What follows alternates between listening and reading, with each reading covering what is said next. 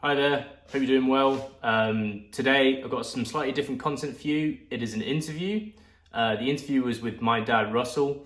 Now, Russell, he played in top division rugby back in the day for Waterloo RFC. You probably don't know about them because, well, they're not in the Premiership, not in the Championship. I don't know what competitive division they're in, but not one that's highly viewed. That kind of happened because when the Premiership and rugby went professional, a lot of clubs had funding. Waterloo didn't, and so they dropped out of kind of the top runnings. But before the game went professional, Waterloo were high up there in the rankings, played teams such as Leicester Tigers. So my dad played in the 70s and the 80s for Waterloo. Played some games for the first team, most of his games I think in the second and third team, but we get into that all in the interview. And I think it was really interesting to get his perspective on how the game has changed from back then to now. And we also touch on other things such as like predictions for games and tournaments in the future, and also how the sport can grow. So I hope you enjoy it. I enjoyed interviewing him. Definitely will be interviewing him again. If you like it, subscribe, comment. Love to have some discourse about it. What do you think about his thoughts? Maybe we can have a discussion about it. Anyway, hope you enjoy it. So, Hi Nick. Hi Dad. I guess first question straight away that I was thinking of on the drive over here. Rugby for its. When did you play again? What were the years that you played? So I played at school, which would have been 1965. Yeah. Actually, before that, probably in the early 60s, I played as a very young boy, and then in 1965 to 1970, I played school rugby at senior school, and that's when I really, I think, probably became really enthusiastic about it, playing it. And when I left school, I'd also played hockey at school, and hockey I did much better at hockey because obviously my size for me in rugby has always been a bit of an issue. But I did much better at hockey because I started playing hockey in East Africa a bit long before I played rugby, and that hockey was where I went after school. But very quickly, the enthusiasm to play in senior hockey league waned.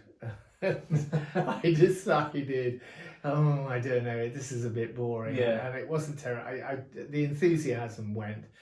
So I can remember asking. What was that? Did you just prefer rugby or? No, it was when we played as youngsters. We used to pass the ball around a lot, and our. I remember this story actually. Because you said that the hockey players, when you got to a certain level, they didn't like to pass the ball anymore. No, and it just turned into like being in a team where all the older guys never passed you, and then if you didn't pass to them, they'd have a go at you, and it just wasn't a good environment kind of thing. You see, I left school and I played 4 international games for Wales schoolboys at under 19 level, and then my dad very kindly introduced me to one of the players at Guildford Hockey Club, and it was lovely, and he was really kind, and I went along there, and they suggested we play in what they at that time called the Colts team, which was a mixture of experienced players who were, if you like, on the way down, and young players, in theory, who hopefully were on the way up. But what I found very frustratingly is we would pass the ball around, but when the older guys got it, they would just tend to hang on to it and try and dribble past everybody. Living out the last glory years, Yeah, I don't want to pass to some youngster. I want to have some time on the ball before I retire. So that was really frustrating, and I think eventually that just put me off. And I can remember saying to my dad, I remember you saying something to me, Dad, about knowing the chairman of the local junior rugby club, because we lived in Surrey at the time, and he said, "Yeah, Arthur Street, lovely man, and I'll give him a ring and ask him if you can come along and join the club and play." And I went along and played and loved it, and started off in the 6th team. As you do in all the mud in one of those pitches and the miles out in the middle of nowhere. For the brief time that I did men's rugby after school, it was like, no matter who you are, Doesn't matter if you've come in like, I mean, I wasn't an athletic freak, but if you are, I've seen people that came in the same time, huge dudes, 6'4", flanker, like, and they're like, you're going to start in the fifths. Yeah. You know, you got to at least like play like 1 or 2 games in the fifths, and then as soon as you've like, you know, you've made 3 of the best runs of the game, you've tackled 2 60-year-old men, they're like, okay, well maybe you can go in the fourths, and you got to slowly work your way up the teams. Yeah, it's still like that. Yeah. So I started off there and worked my way up to the first team and thoroughly enjoyed it. But then I realised that if I wanted to try and do better, I had to change clubs and go to senior level and try there. And one of the things I decided work-wise to do was that I would leave the job that I was doing, and I would go to university and I would study dentistry. And I decided that I would apply to go somewhere where the rugby was strong. Okay, there was a good history of rugby, and currently there were a lot of strong sides around about. So you had a choice of where you could go, hopefully, and you could hopefully try and fit in somewhere. So I went to the Northwest, as you know, I went to Liverpool University, thoroughly enjoyed it. I started because one of the dental students, really kindly looked after me, and he said, you're very keen on rugby. I went, yeah, and he took me along to Birkenhead Park first of all.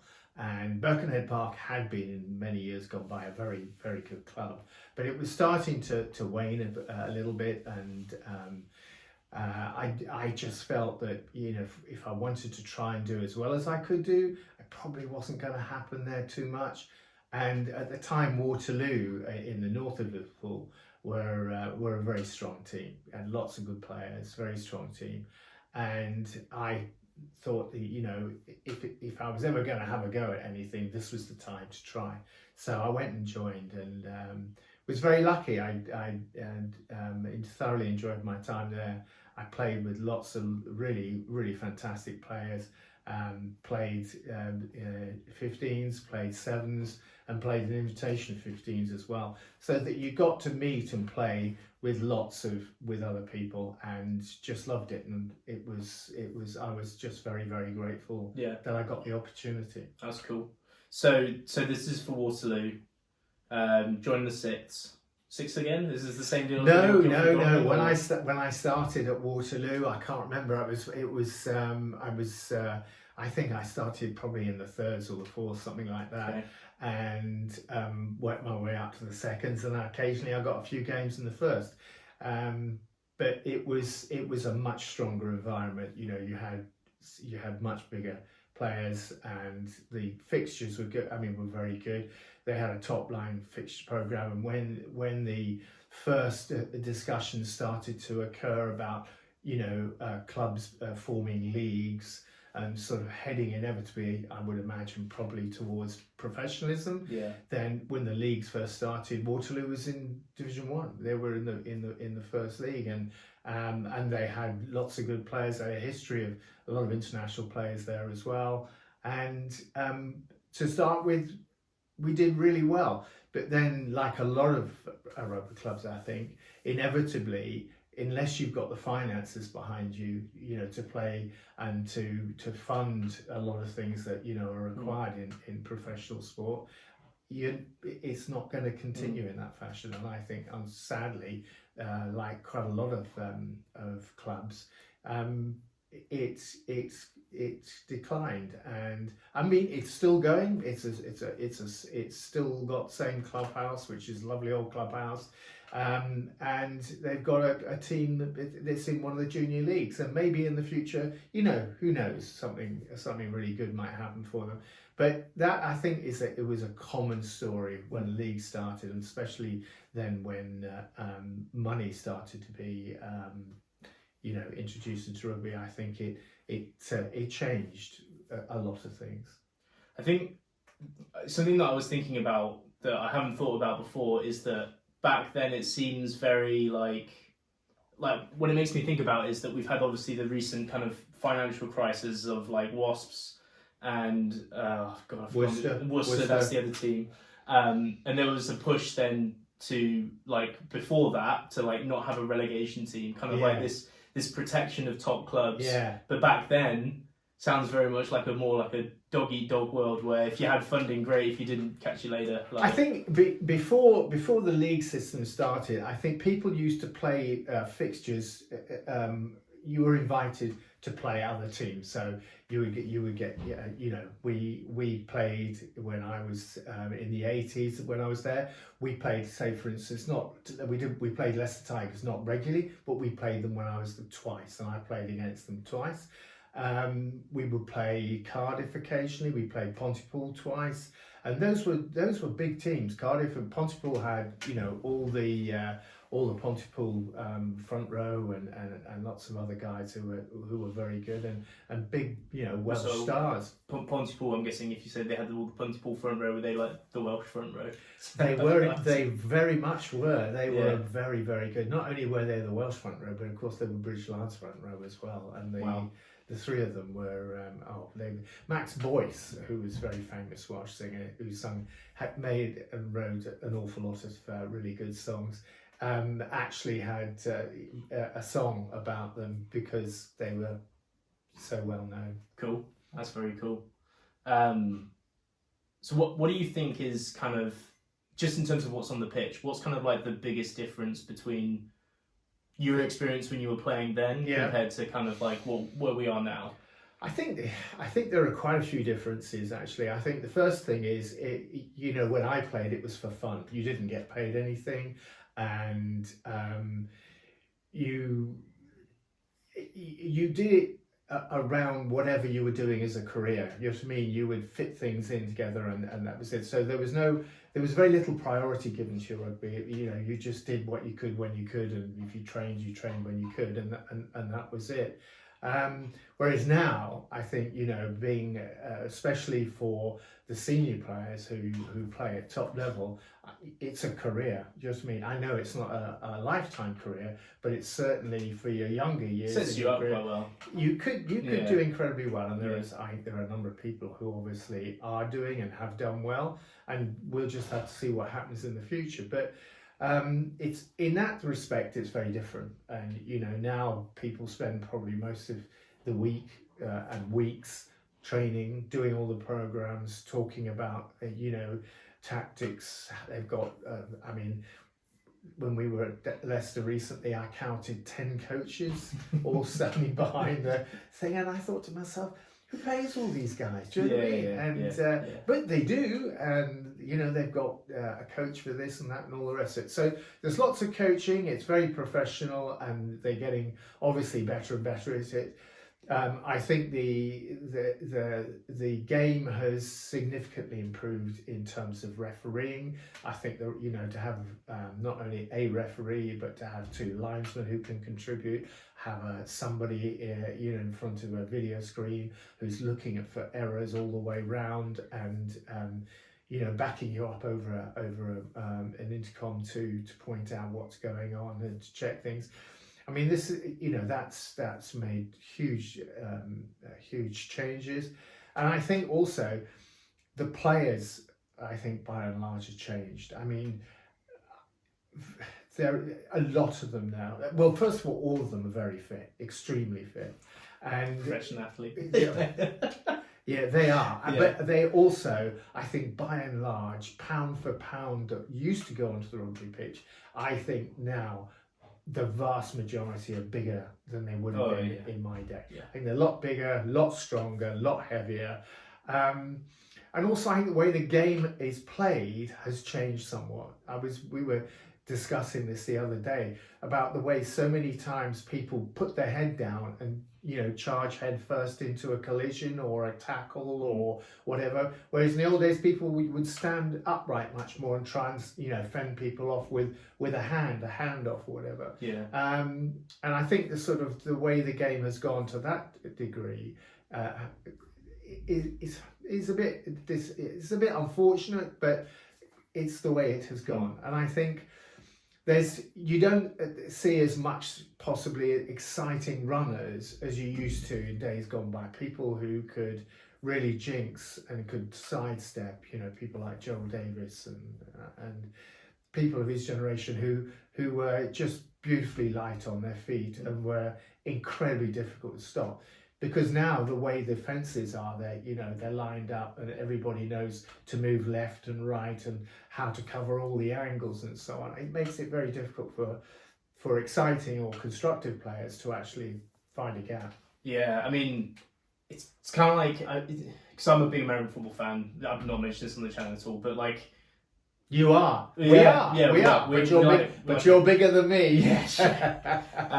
But like, the thing that you always hear in like drafts and like people getting picked up as free agents, it's all about kind of like for example, you get players picked in NFL drafts that like are known as raw talents. They're not playing great. Yeah. But they've got an arm span that's like 8 feet. I don't know if that's big or not. I'm just making you exaggerated. But like they have the hand measurements for the quarterbacks and stuff like that. And it's almost that like as the game gets more professional, it's more about kind of having a prototypical kind of shape and size rather than picking someone purely on their kind of playing talent. But it's kind of like necessary, right? I mean, Shane Williams is probably the last kind of like small guy that I can. Well, there's probably others, but that's probably the main one that I can think of that's not like a scrum half or a fly half. Yeah.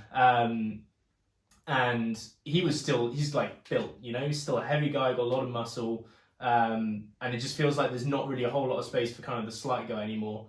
There's if you're small, if you're quick, you're fine. But if you're slow, you got to be tall and big, and it just there's a lot more kind of like specialization. How people have to kind of it's almost like you have to kind of be a fit and build to do a certain position at this point. Yeah, and I think they're getting a lot more scientific about who they put where.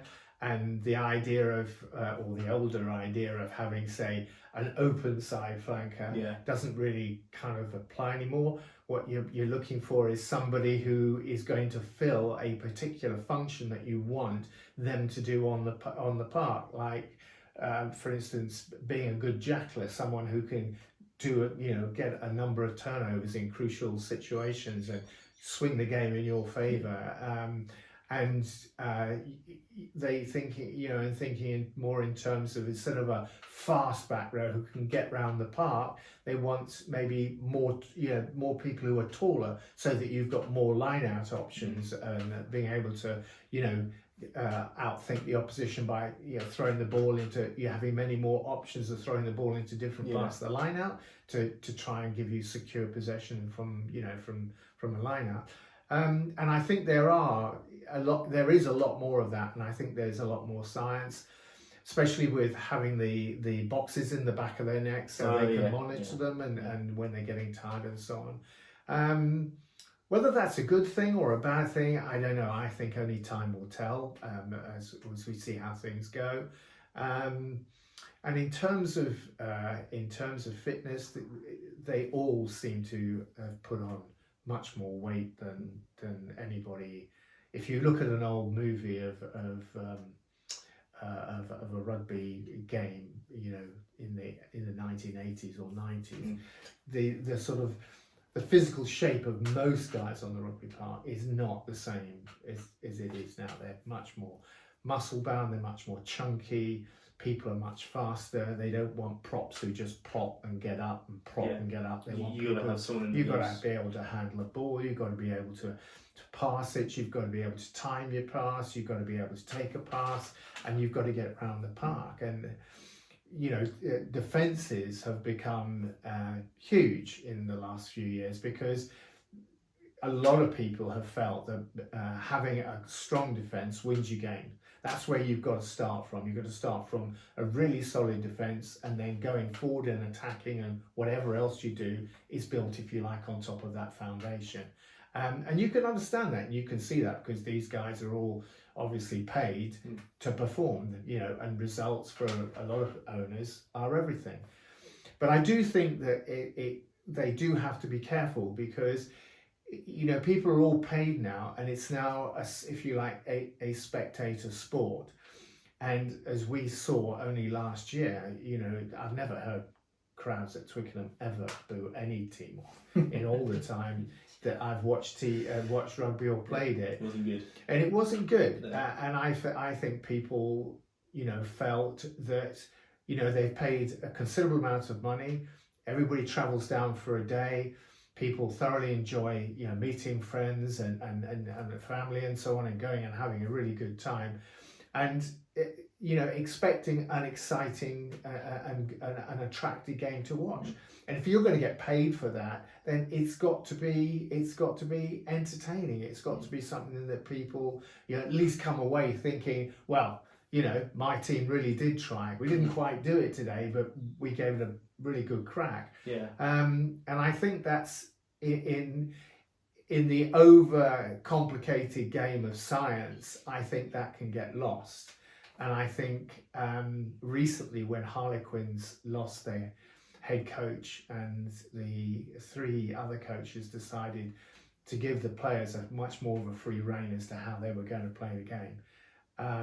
I mean, the way they played was just spectacular. Yeah. And to come from that far down, not only to win the game, but to win the game and then to go on and win the final, was just phenomenal. Yeah. And that sort of thing, I think, people who don't know much about rugby and the sort of people that rugby might want to attract to come and watch will love to watch that sort of thing, because I think it's exciting, and you don't really need to have to support one side or the other, although lots of people love to, and that's great. You're just seeing a fantastic spectacle of guys who with phenomenal ability and who are running around and being fantastic and scoring some absolutely brilliant tries. Yeah. Kind of neatly brings me on to another question I wanted to ask you, which you might have already kind of answered a little bit, but I think started this conversation, I think something that was striking to me is that how kind of small fry rugby was not too long ago, and how much it's grown. Yes. I mean, Welford Road's the biggest stadium in Europe, or one of the biggest, or something like that, and every few, I mean, it's a bit of a, what I'm saying that for is because it's a bit of a unusual, abnormal example of it. Yeah. But I'm just saying that the growth in terms of the club and building new stands every few years and everything, it's growing. But I almost feel like with rugby in general, it's not stalled, but the growth has stalled a little bit. So what do you think that rugby needs to do to kind of have further growth? That's a very interesting question. I think, first of all, Leicester Tigers are a little bit unusual in that they've done exceptionally well in terms of increasing the size of the ground, being able to improve the way they've played and keep on attracting really good players and build up a history in a town that's got a Division 1 football team and has for a long time, and there's not an endless a number of supporters, but popular one too, the football team. Not just with the city. No, but worldwide, you get they get 20,000 people, they get lots of people watching the rest of it, and they've kept doing it, and that's that is fantastic for them. But it's not the same for lots of other clubs, as you mentioned, and I think the difficulty, or the difficulties that they've got to be discussed and thought through and talked through is, do we just keep one division of excellent players in terms of rugby, and that just have a Premiership? And if we do you have 10 teams in it? Do you have 12? How many do you have in it? And how do you give other clubs the opportunity to do what, say, for instance, Exeter have done and come from, sort of somewhere in the wilderness to becoming, achieving fantastic results and becoming a really top club? Because people like Ealing and lots of other teams in the Championship would dearly love to have an opportunity to absolutely. And they may well argue that the regulations and the rules of saying you can't come into the division unless you can have X number of people seated or standing within your ground, and until you do that you can't come in. You can understand the logic of that, but it's it's really the chicken and the egg. Which have they got to do first? They've got to get people through the gate to pay the money, and they're not going to get people through the gate if they're going to carry on staying in the Championship or the next division down, or the North divisions or the South divisions. They're just going to get a lot of loyal rugby supporters who come along regularly at weekends or home games, have a great time watching, and then have a great time in the bar afterwards, and have various social functions. And that won't, I don't think, increase very much until people get the opportunity to go along to the clubs and fill the stands first. I think you've got to fill the stands first, and then you've got to say, right, now we can afford to build something else. Because I think, a number of clubs, like you alluded to, Wasps and Worcester, they had the size of club. Do you know what I mean? They had seats, but they couldn't fill all those seats, every home game. Yeah. And yet Wasps, for a significant period of time that they were in Coventry, were a fantastic team to watch. We used to go along and watch them, and the rugby, some of the rugby they played was fantastic to watch. It was really good. And Worcester, you felt a lot of times just needed a little bit more time and a little bit more of an opportunity to just settle, get a few wins under their belt, just get a bit of confidence building, and then they could start to fly. But they never quite got there, and then unfortunately they hit the problems that they got, and they went bankrupt. So I'm not sure quite what, we don't know enough about the details of what's involved, but I think they've got to look carefully at how they're going to give opportunities to other teams to come through, so that they feel they're not just being held out, and they're not, having the opportunities to improve. Because you never know, one of those teams could be fantastic in the future. You just don't know. They might suddenly get a sponsor. I mean, I noticed that when I was playing rugby, Coldy Rugby Club was a small rugby club on the Wirral. They had a fantastic sevens competition every year, which I used to love going to. And I noticed recently they're in one of the senior divisions. In fact, if I'm not mistaken, they're actually in the Championship. Now, that's a really small club, done really, really well. And if some local sponsorship person or deal or business, somebody who suddenly takes a shine to them and thinks, this is my local club, and I don't know anything about rugby, but I'd love to go and become involved in it, would go along and would be prepared to sponsor them if they felt they had the opportunity of being able to get into the Premiership League. Yeah. But if you make it that nobody else can, then everything is just going to stagnate underneath. And I think we need to have, some much more clever thinking and discussion going on about how it can be more inclusive for other teams.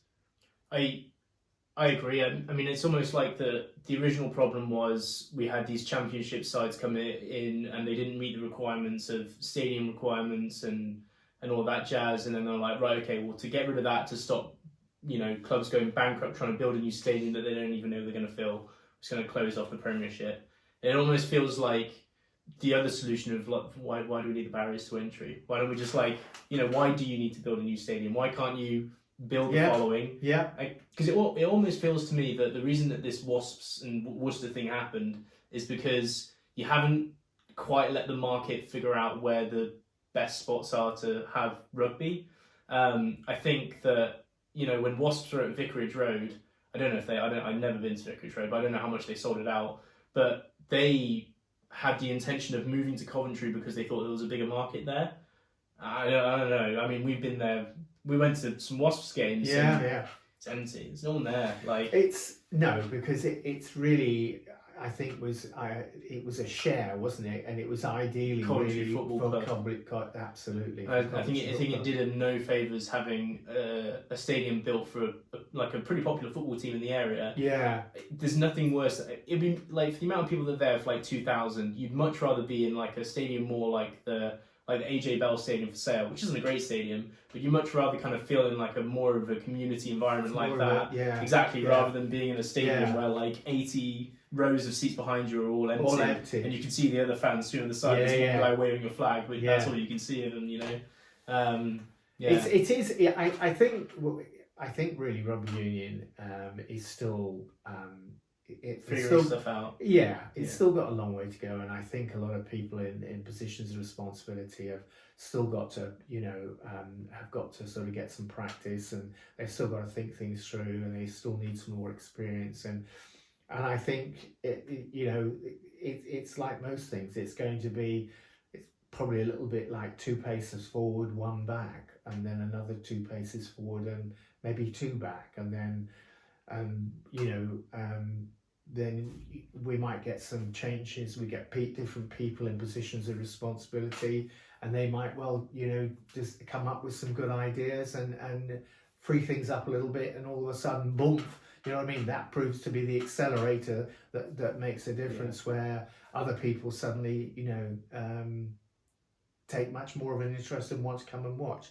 I think one of the things that recently has put possibly a little bit of a brake on popularity of Rugby Union has been this head injury problem, and the sad demise of a number of rugby players who have ended up with the brain injury problems that have happened, and that how is, if rugby is causing this, which we can't be 100% sure at this stage, but people are working on it. But if it's going to cause that, then how can you stop that? Why is it happening, and why is it all of a sudden seemingly to be much more of a problem than, say, it was in my day? I mean, I can't remember. I was the smallest guy on the field always, really, pretty much. And yet, I mean, the heaviest weight I ever got to was 13.5 stone. And playing in the pack, I was always the smallest guy. Everybody was always biggest. But funny enough, I broke shoulders and legs and arms and so on, but I never can ever remember getting knocked out. Or, you see some of these guys nowadays, and quite regularly, they get up off the floor and they're not really quite sure where they are. So they're getting, the hits that they're getting is happening because of something. Is it the change in the rules? Is it the change in the way they play? Is it a combination of factors, which is usually what a cause is? And it may be that the laws have changed, so that people charging much more with their head, or the tackling, is much easier if you can take someone higher rather than lower. Lower, you get hit much more in the head. People clatter their head on people's hips and knees, and it's really the only place that's soft for your head is the midriff. And I can remember in my day that there was a very famous centre who played for England, and he tackles, and he was a fabulous tackler, and he tackled someone, and he mistimed his tackle, and he completely was flattened, and he was on the ground, and he broke his neck, and he ended up in a wheelchair for the rest of his life. Now, but that wasn't common. Do you know what I mean? It was rare, abnormal. Yeah, and I think, whatever we, however much we like or dislike rugby, it's a risk sport. You know what I mean? I think most sports that people play, have a greater or lesser element of risk in it, and I think rugby has a certain element of risk in it. I just think at the moment, until we can find out what the association between head injuries and the disease processes that then ensue from that, how that is equated to the trauma, what is it in the trauma that causes that process to start up, it's difficult to be sure of what you can do. Whether does Rugby Union head towards people wearing some type of scrum cap? I don't mean like rugby like helmets like American football. I don't know. Because the argument with helmets is that people get a bit more careless with how Well, they they throw do, themselves yeah, around. they do. Yeah. And then, of course, you've got the thing of people can grab you by the helmet, and Face you can mask, pull you yeah. around. And even there. if you make it illegal, someone's Someone's going to do it. Yeah. You know what I mean? And you've only got to grab someone by the mask on the front and swing them around. You break the neck. And the size of the blokes who can tackle you Yeah. are so strong and they're so big that that sort of thing accidentally can happen. I think the most interesting thing for that out of me is, because obviously I wasn't there, is that like this is an issue that's more modern than, like, it hasn't been. Maybe the data's different, but this is just kind of anecdotal data from myself and players that you used to play with, like head injuries and the effects are now a lot more prominent today than they were back then. Yeah. And you think of other sports. I mean, American football already mentioned. There's always been cases of people having too many concussions and right. They'd get CTE and they do something horrible. I mean, I think there's multiple cases of people in like the 80s and 90s, and they lose it a little bit. Boxing is another example. Like yes, Muhammad Ali, what did he have? He had MS, didn't he? Like Parkinson's. In the end. Parkinson's. Yeah, he did. Yeah. And like I don't know.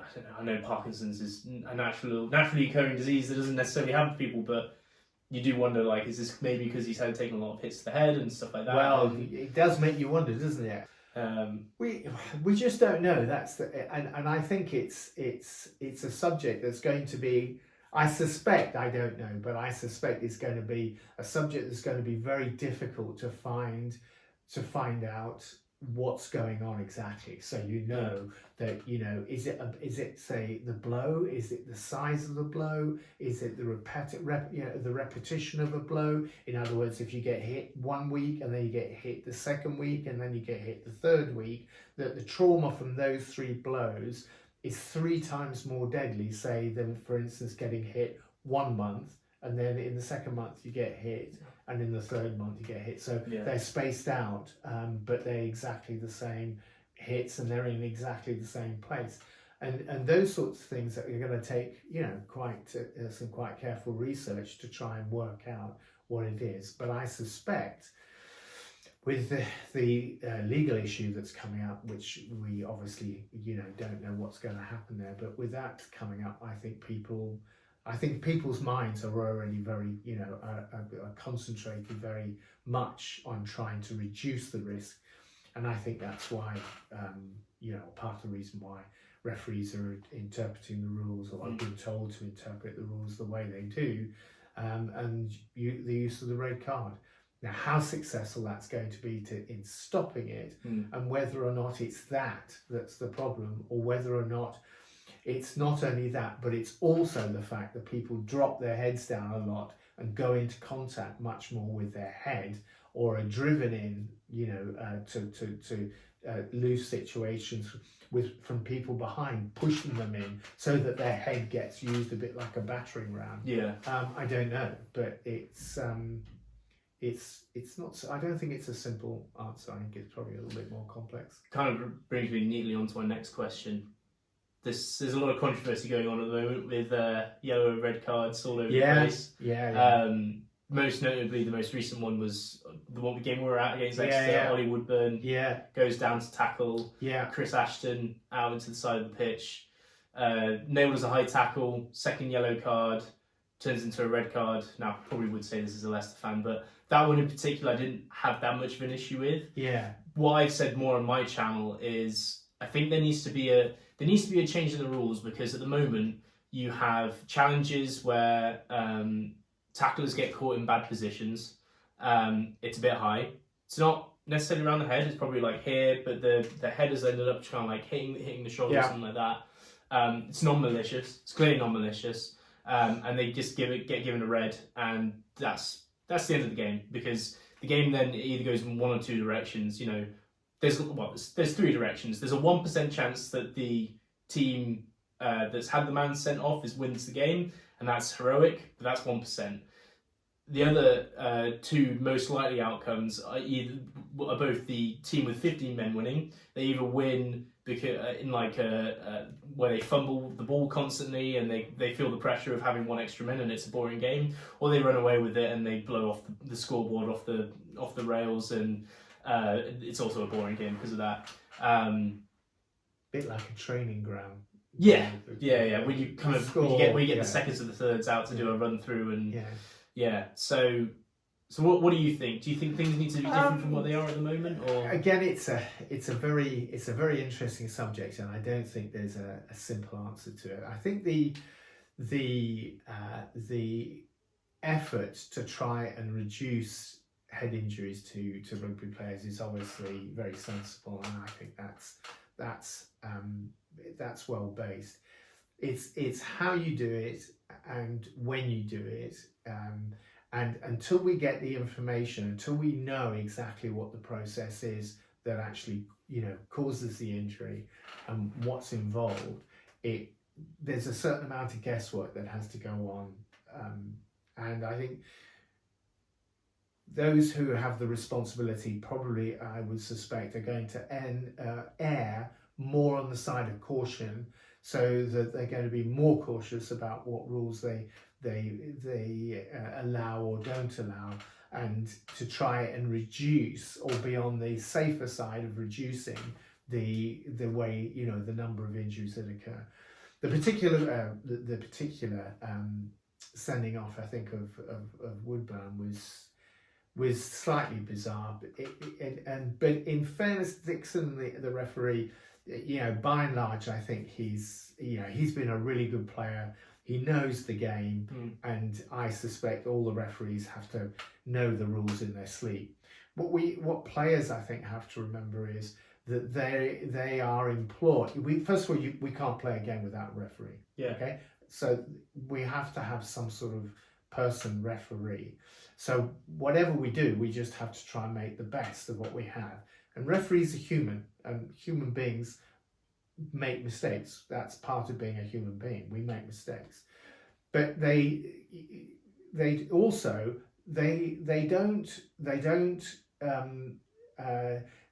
are asked to interpret the rules as they see them on the park. Now that's, you would think, when you're sitting in front of a TV screen and watching it from about 4 different angles, and why didn't you see that little small thing there? Why didn't he? Yeah. Now, if you were to go out and just sit on his or her shoulder and just watch the game from that perspective, everything moves at a very, very fast pace. And when you're trying to look or watch 10, 20 players all at the same time, remember all the rules at the same time, and then interpret them fairly, that's going to make everybody happy, it's probably going to be very difficult, if not impossible. It just doesn't, you just can't do that. So I think what we have to do is we have to trust the referees to interpret the rules for the benefit of the players and the game, their safety, but then also to make it as fair a competition as one can do. And go from there. And I think that one of the things that players could, and I have no idea what they do these days, but certainly in my day, the players were better at talking to referees and who had the gift of the gab, who knew the referees, because by and large, at a certain level, you will get the same referees coming round again and again, because there's not an endless supply of them. So you will get the same person again, and you get, if you've got any nous, you will get used to that person, and you will get to know their foibles, and you will get to know how they will tend to referee certain situations and how they won't, and what they think of scrummaging, how much they know and they don't. This is what I was going to get on to. And I think that as a professional game, one of the big things I think you would want your team to be able to do, and certainly your captains and your lead players, would be that they would know their referees. And you cannot afford to just keep groaning at the referee about every single thing, because he's human or she's human, and before you know it, they're going to get irritated, okay? Because they're human, and they will then just cut you off, and they'll say, no, it's a knock on, no, it's a forward pass or whatever, and you won't get a word in edgeways.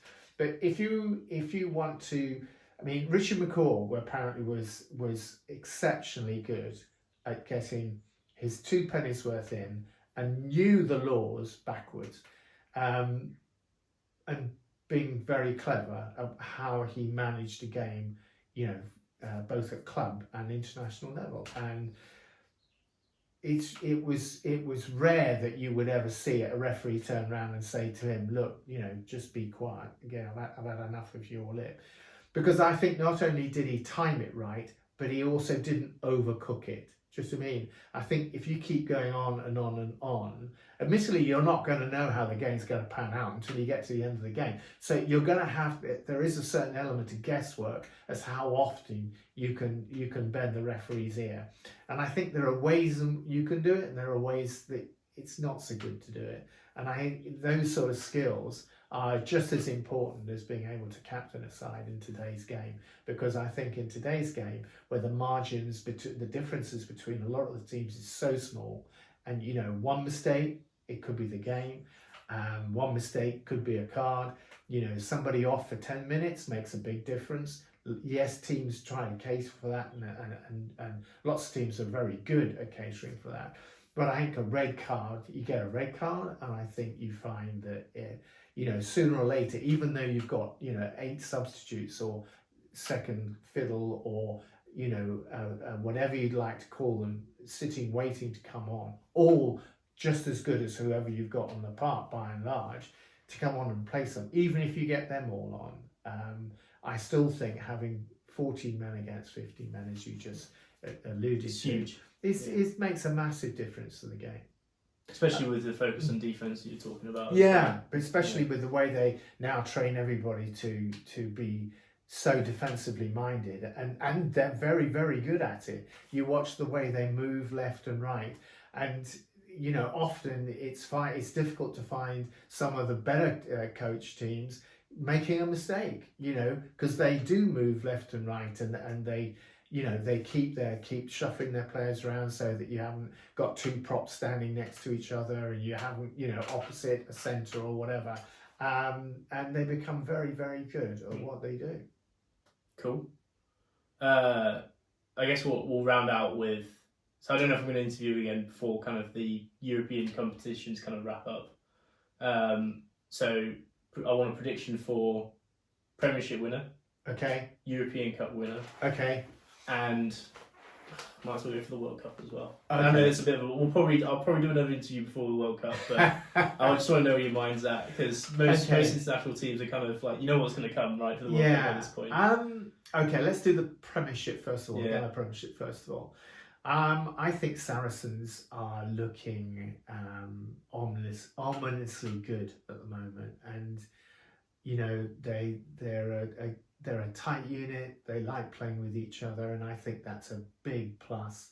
I think it's all very well having 30-odd players who are all fantastic individually, but if you can get them together as a cohesive unit where they like playing with each other, then I think that's a massive step forward. And I think that sort of thing happens in winning teams.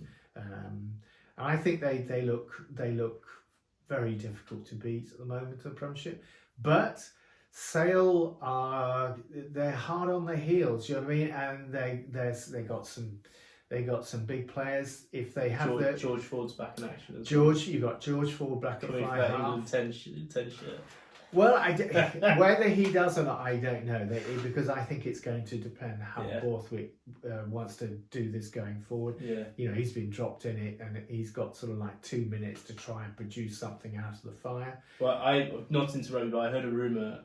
I don't know. It might have been you that told me this. I can't remember, but watching rugby at some point. But apparently, Steve Borthwick relied heavily on George Ford for the attacking rugby when he was at Leicester. That's a big rumour. That's It wasn't me. It wasn't me. But I think there are.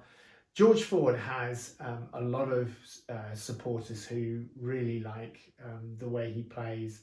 He's obviously a very devoted player. You know what I mean? I think he does, or he seems to do from an outsider's perspective. He seems to work really hard. And I think that, with him at fly half, and I think he's now far enough away from his injury not to be favouring that side or favouring that ankle. And I think that, his head now is hopefully clearer in terms of worry, and that will hopefully now be out of his head, and he's totally focused on the game, because everybody who gets injured has to play through that and come out the other side and not worry about getting knocked for all sports. All sports, because especially at that level as well. Absolutely. If you're not 100%, if you're not feeling 100%, you better act 100%, because everyone's going to know if you're at 98%. Absolutely, and especially being a smaller guy and you were loads of bigger guys, somebody's going to come thumping towards them and give him a hard time, rattle him, and try and upset him, because they know that if they upset him, then the link between the front and the back for Sale will be shaken. If they shake that, then it could really affect the way they perform. But I think Sale are hard on their heels. They could do it, and I think whoever comes in third or fourth, depending on the way things pan out in the last few games, it's going to be, I think it could be any one of 2, 3 or 4, whoever it comes in on those spots, because it's a knockout and you've only got the semi-final and the final.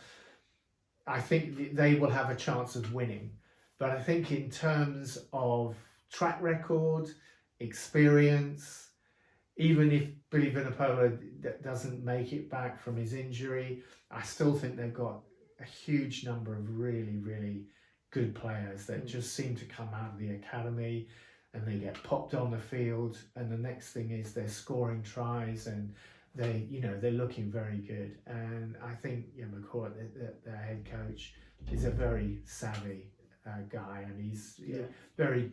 I think he thinks hard about things, and he's no man's fool. And I think he'll have thought it through. And I think to beat them, if anybody beats them to the final and wins it, I think they're going to have to catch them on a bad day, or find their weaknesses, or something goes wrong with the Saracens' chariot and wheels fall off or something. But I would imagine, I think that they would probably be favourite to do it. Yeah, I can't wait for George Ford to slap Leicester around in the semi-final. That's going to be a really fun experience for me. Well, we'll have to see. You never know, because the way Leicester played last weekend, I don't know. I think when I watched them play Leinster, I think it made me very apparent that I think Leicester are in the camp of very good, whereas there's a camp of great, which I think Saracens and Sale are very much in that camp. Yes, yeah. I think they're a step below Sale and Saracens. But I think you can catch these really good teams on an off day. Yeah. And I think if you get everybody on the same and if any team will take advantage of that, it's a team like Leicester, one that will turns up day in day out exactly the same way, and grafts, and you've got to graft it, and you've got to do it for 80 minutes. Yeah, you can't take your foot off the gas. You can't stop concentrating for two seconds. You do that, Saracens will be past you. Yeah. But of course, before that, so that's the Premiership. But before that, we've got the Heineken Cup, European. I think let's look out now. Really good. I mean, they look slick. They're playing well.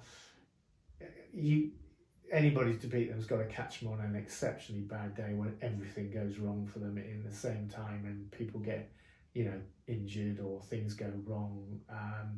So I fancy from that part of the draw. I do fancy Leinster, but all 4 of those. Actually, all 4 of those teams. I think all 3 of those teams. Well, Exeter's not good anyway. That's a bit harsh. I don't know. I think that's a bit harsh. No, they played really well in the quarterfinal. They played really well in the quarterfinal. They really did, and I think there's, with a lot of guys leaving, and this being their last opportunity to play together as a team. And they know they're out the Premiership as well. Yeah, they've got nothing to lose whatsoever. Yeah. I think they could do it, and and La Rochelle, they nearly. I mean, Gloucester, for God's sake, had a fantastic game. Yeah. So I think they'll.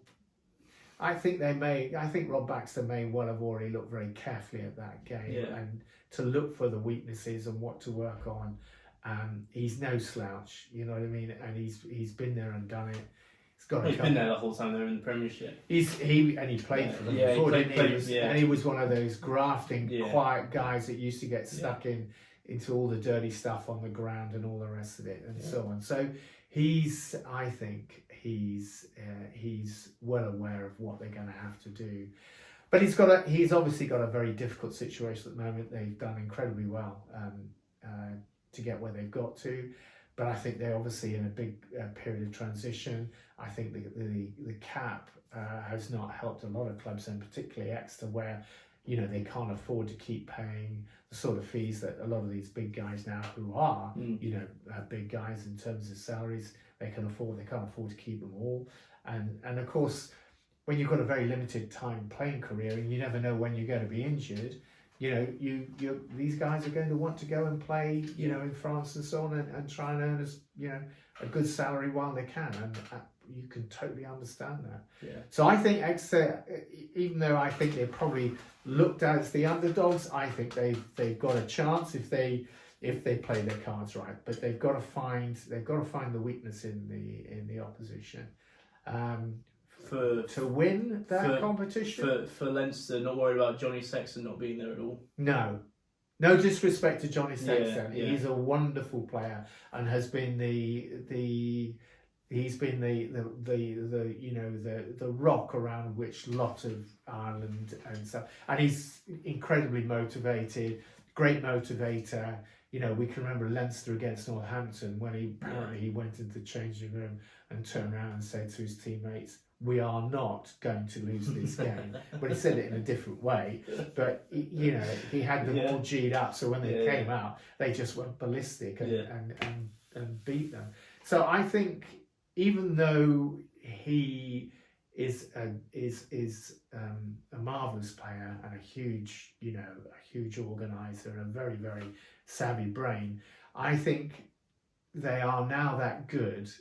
And the way they're playing, I think they must know that Johnny Sexton, not only is he going to retire at the end of the World Cup, but they must have known it was coming, and the number of injuries he's had to suffer, get over and get back again.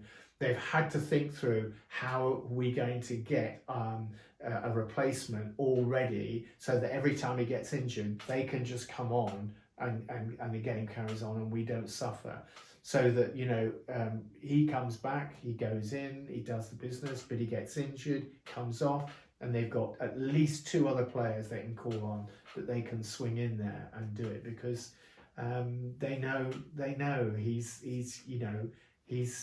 at the tail end of his career. His body is not going to take the hammering it used to. And he's been injured quite a few times, so it's inevitable. So I think as a professional outfit, which I'm sure they are, they will have seen this coming ages ago, and I think they will have had they've got things sorted for that. So I wouldn't worry too much whether he plays or he doesn't. I think they'll cater for that.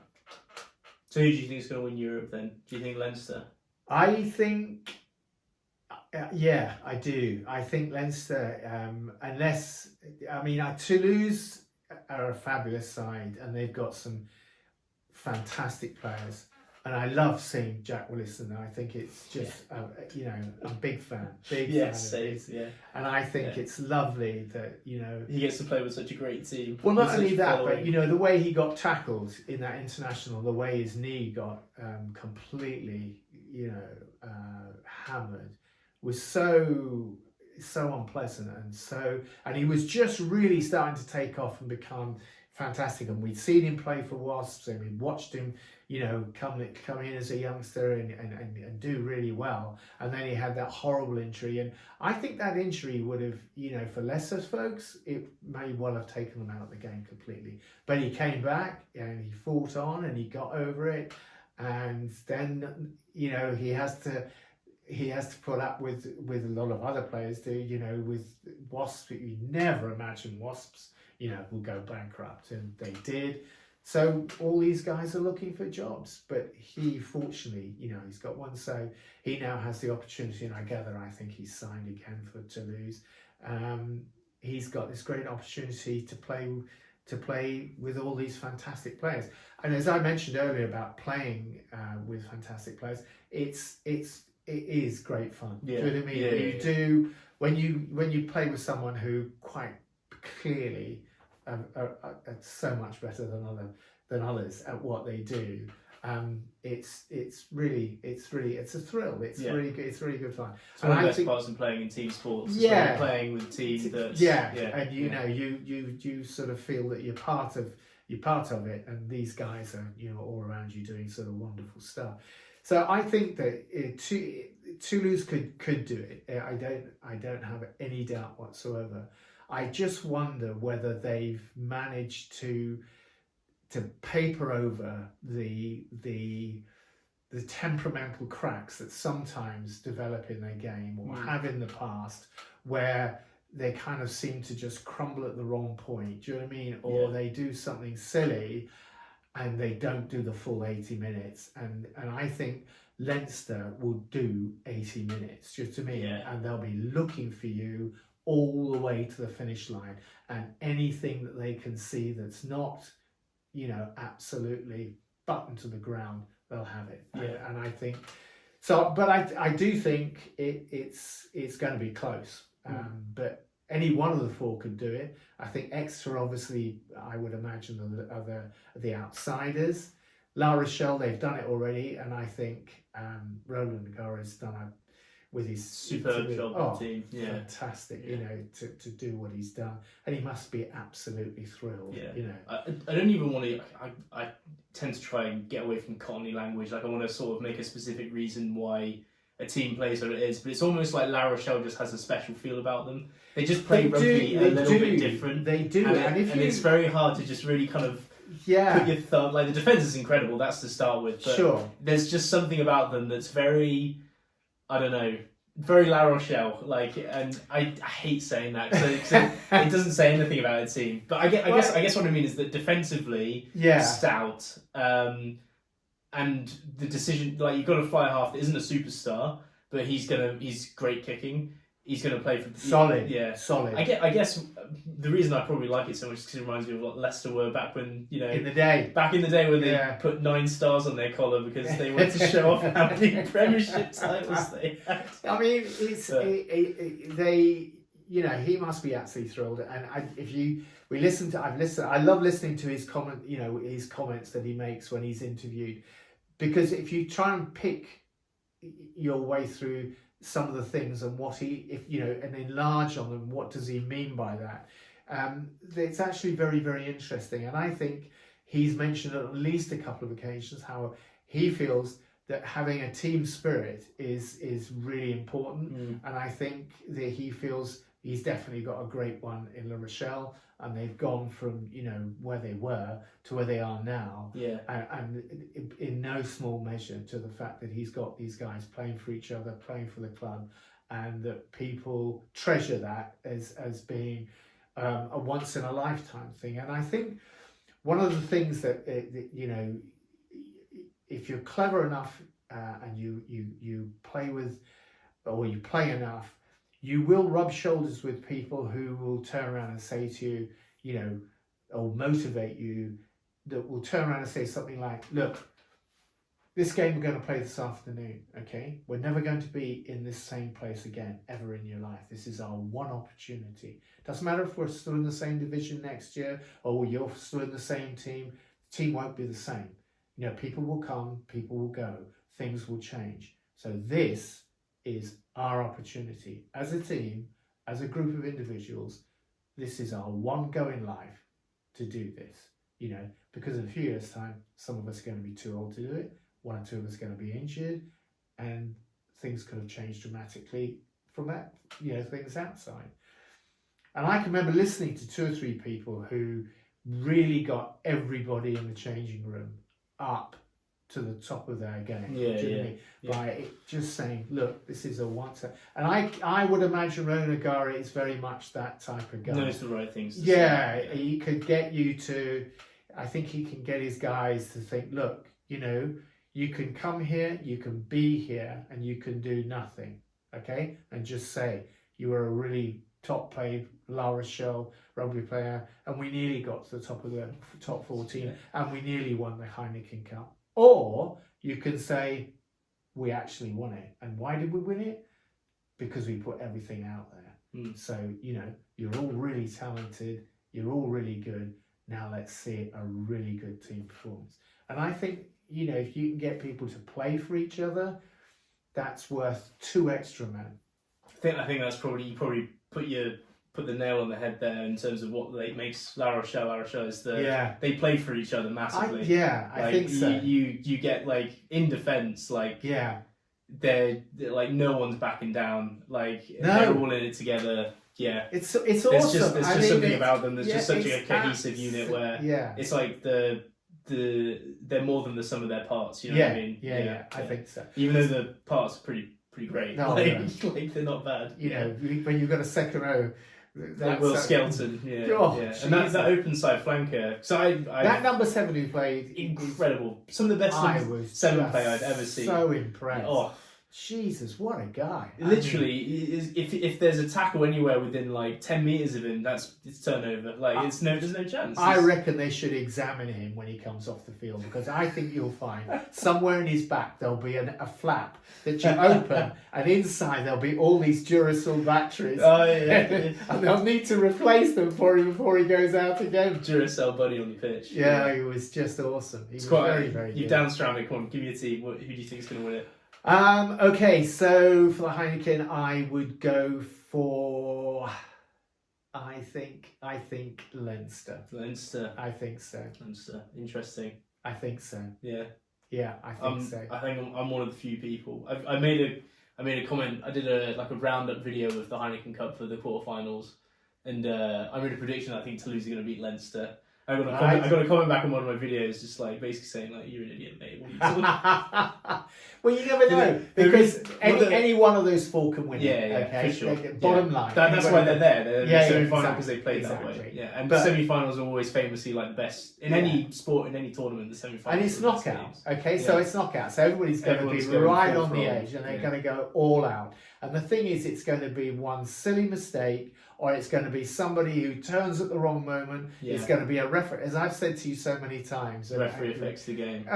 You know, referees have won and lost more games than any players or teams ever have. In the nicest possible way. But and it's going to be a single decision or something like that's going to go the wrong way, or one of the props is going to get upset because he didn't drop the scrum, but the referee said he did, and then he's going to spend the whole of the next 10 minutes grumbling about it, so much so that the opposition see the weakness and they go charging through or whatever. And it can just sort of, it can turn on a sixpence, it really can. And it's really who's up for the game, who makes the least mistakes, and who wants it most. And I think the classic that you could get probably the same odds for Leinster, Toulouse and La Rochelle.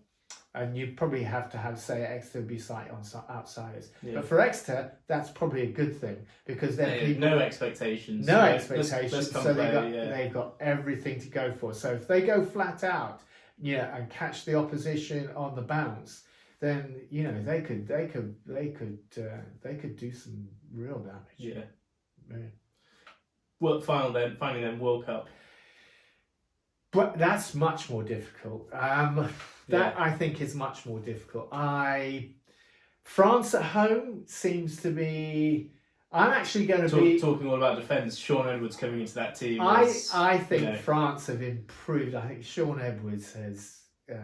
Not only Sean, because I could be very unkind on all the rest. It's a generalisation. And the players, because they've got the market increase in the defensive capability since he's come in. It's really matched. But also the discipline and the concentration, I think, also have been huge. I mean, I can remember, talking to the players who used to, talking about playing the French. And one of the things that kept up Cromley, it was a common thing that used to crop up, was just to annoy them. Annoy them in the first 20 minutes and the game will go to pot, because they'll spend the next half an hour trying to hit somebody, give away penalties, get fed up, and then the game goes away from them. And I think a lot of that has been ironed out with Edwards, and I think he's you know, they've realised that discipline is really key, because otherwise you just effectively give the game away. You know what I mean? You keep on giving penalty. So I think those three things that he's probably had quite a big influence, have made a difference, and also the other coaches as well. And I think they've just got some world-class players, or just most places of the pitch. And when you see them, there's always the outsiders, you know, who are going to try and bust the French at home party.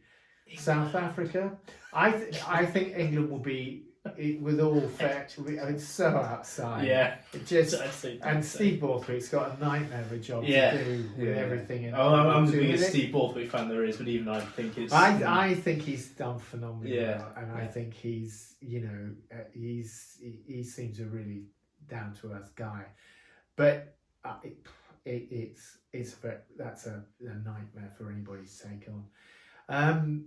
I think South Africa are your classic upsetters. I think they may well come through, and with all the power up they've got up front and usually do have, I think they could be a problem. And don't you know? I think New Zealand could.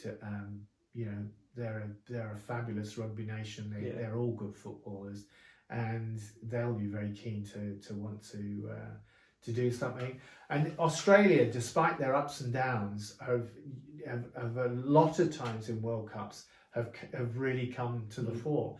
Now, Eddie Jones taking over Australia, we just don't know how that's going to go. He's got a point to prove. Well, this is it, you see. So he might be like super on fire, wanting to do things. I think the Aussies are always up for a game. They're always keen to want to win. They you know, like most people, they hate losing, and they've got a lot of good quality footballers, but they've got such a small pool to pull from compared to other places. But they could come up very, very fast on the outside, and you know, be the dark horse. Yeah. So yeah, I feel like this year's got more competitive teams than maybe. I mean, my memory's terrible, but the last time the World Cup, you know, you always think it's going to be New Zealand or South Africa, and then maybe another team. But this time, I think we've got a, you know. I'm going to go along these lines. I think France being at home. Yeah. With the recent changes they've had, with the quality of players that they've got, with the way that they're playing, I think they can beat South Africa, even with South Africa's big forwards. Yeah. And and their running backs now. They're doing a lot more running in the backs, and they've got big backs. You know what I mean? So it takes some doing to stop them. And also they're playing some much more technically clever rugby than they have in the past. So even though South Africa could do that, I think France have now got strength in all areas. I think to hold the scrummage with them, take them on in the line out and win the line out, and in the backs, I think they will have enough firepower to just about outdo them. Now, when it comes to France v New Zealand, I think France love taking on New Zealand. I think that too. Do you know what I mean? I think there's an element of France where they want to play who they know is the best of the best, and when they do that, the best comes out. I think, you know, two of the most fantastic games I've seen the All Blacks play is against France. Yeah, and France beat them. Yeah, and you know, they seem to want to win that game or those games.